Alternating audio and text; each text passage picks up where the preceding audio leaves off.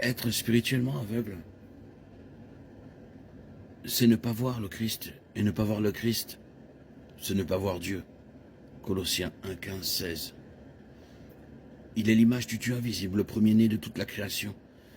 Car en lui ont été créées toutes les choses qui sont dans les cieux et sur la terre, les visibles et les invisibles, trône, dignité, principauté, autorité. Tout a été créé par lui et pour lui. 2 Corinthiens 4, 6.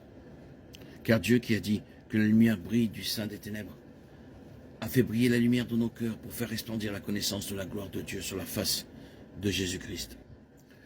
La cécité spirituelle est une condition pénible que vivent ceux qui ne croient pas en Dieu, en Jésus-Christ et en sa parole. Romains 2, 8.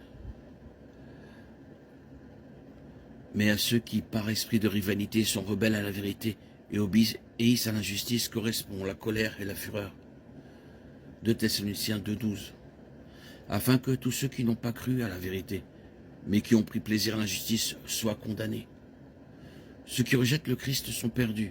Jean 6, 68, 69. Étant spirituellement aveugles, ils périssent. 2 Corinthiens 4, 3, 4. Apocalypse 3, 17. Ils choisissent de ne pas accepter les enseignements du Christ et son autorité dans leur vie. Matthieu 28, 18. Alors Jésus s'étant approché leur dit, « Tout pouvoir m'a été donné dans le ciel et sur la terre. » Simon-Pierre lui répondit, « Seigneur, à qui irions-nous?